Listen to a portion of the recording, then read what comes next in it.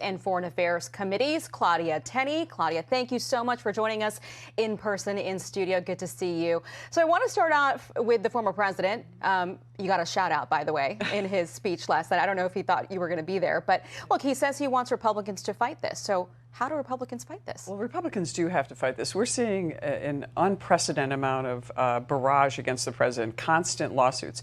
Even Letitia James, the Attorney General of New York, is attacking the company.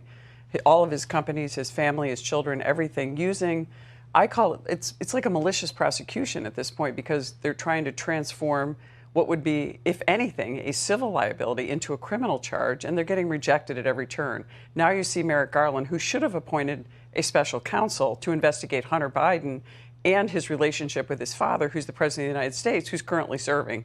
But they are relentlessly after Donald Trump. They obviously have some fear of him, and they're concerned about where he could be going. And look, it's not just a partisan Democrat thing. It's across party lines.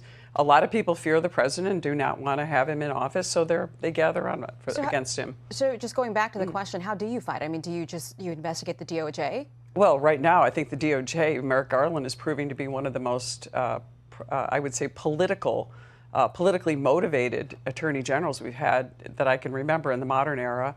And yeah, I would say, he goes from calling parents domestic terrorists for standing up to their school boards in Virginia to now going after the president for anything, and then really selective prosecution, malicious prosecution of these things. I remember even in my first term, we actually asked, under President Trump, he was the president at the time, we asked then Attorney General Sessions to investigate Hillary Clinton, Peter Strzok, Lisa Page, James Comey, all these people, and all of these people have walked free without having any real investigations. We laid out in a letter, actually, this was a letter co-authored with now Governor Ron DeSantis, but at the time a member of Congress. We laid out in our letter exactly the facts that we knew of that were in front, out in public, and said these are the federal statutes that have been violated, civil and criminal. Look into these, investigate.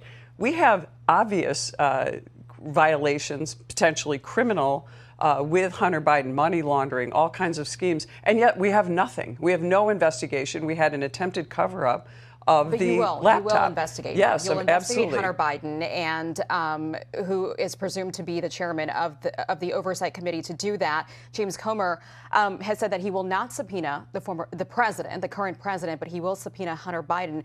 What about an impeachment hearing? Do you support that? Yes, absolutely. I think we should look into all of that. There's so many issues about impeachment. I know that some people don't want to go down that road, but we actually have legitimate reasons. The things that President Trump was impeached on for a phone call, for being denied due process during the January 6th inquiry, and now we're investigating the president over things that look pretty mundane and look like something that other presidents have done without having to have their entire family and their life and their home disrupted. So I think it is looking like malicious prosecution. So I think we should do that. But remember, in Congress, we have subpoena power, but we don't have the prosecutorial power that comes with the Department of Justice. That's something that I think we should definitely consider in the event we take back the White House. So all these investigations are going to take place. You have the agenda. Obviously, I got to ask you about this FTX collapse. Patrick McHenry, the House financial top Republican, calling it a dumpster fire.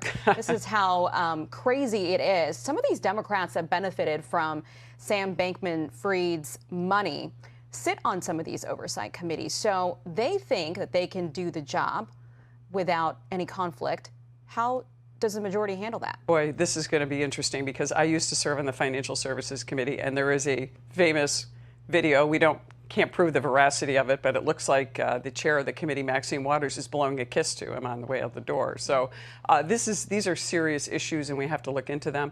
This looks like a Ponzi scheme. It looks like money was taken from innocent people, innocent investors who the money was used to fund another resource, and now the people have suffered. It looks a lot like Enron and so many other terrible situations. We have to investigate. Patrick McHenry will do an excellent job on the Financial Services Committee. I'm confident of that. Congresswoman, you're going to have a very busy year, Yes. it sounds like. Thanks for joining us in studio today. We appreciate it. Thank you so much. Have a good